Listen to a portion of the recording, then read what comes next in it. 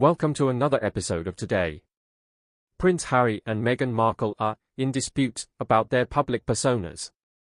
But please, before we continue, don't forget to subscribe and turn on the notification bell for updates. Don't forget to like this video.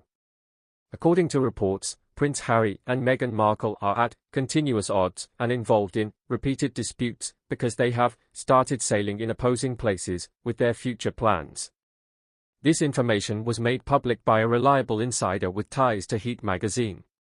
They began by addressing the cold reception that Prince Harry and Meghan Markle received in the UK for Thanksgiving at St. Paul's Cathedral and declared themselves to be completely shocked by what had happened.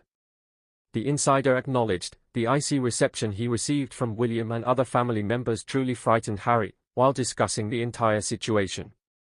He felt humiliated and that no one wanted to see him with them. He yearned to escape the spotlight and concentrate on his charitable endeavors as a result.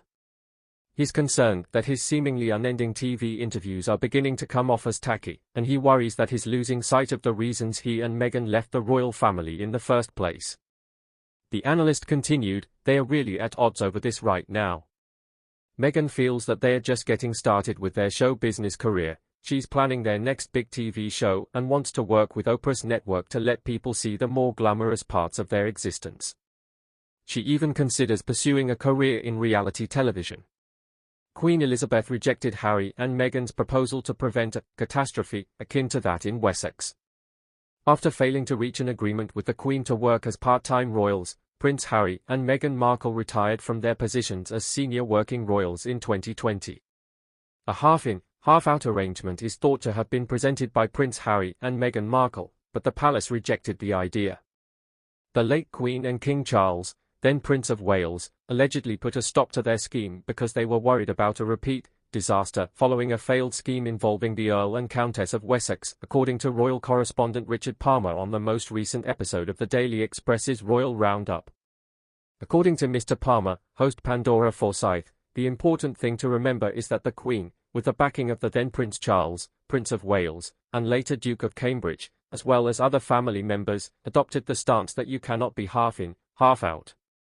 Years ago, Edward and Sophie gave it a try, but it ended badly for them, or embarrassed them, at least. "Because you are always to be accused of cashing in on your royal ties," he said, the attempt was also turned down.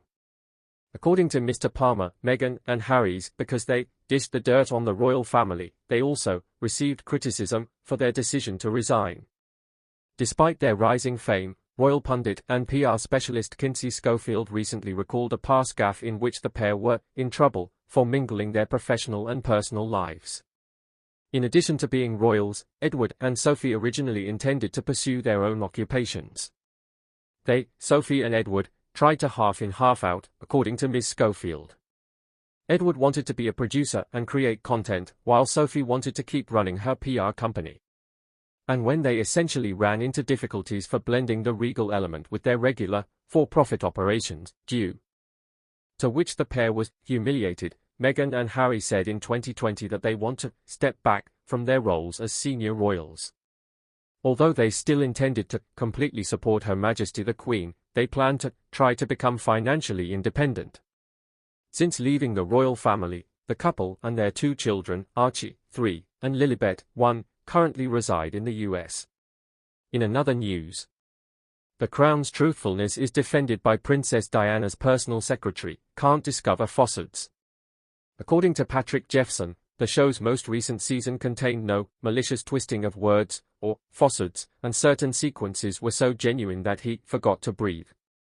The Crown's most recent season, which debuted on Netflix on November 9th and is the first since the Queen's passing, depicts the royal family in the 1990s and has further sparked discussions about the hit show's use of fiction as fact.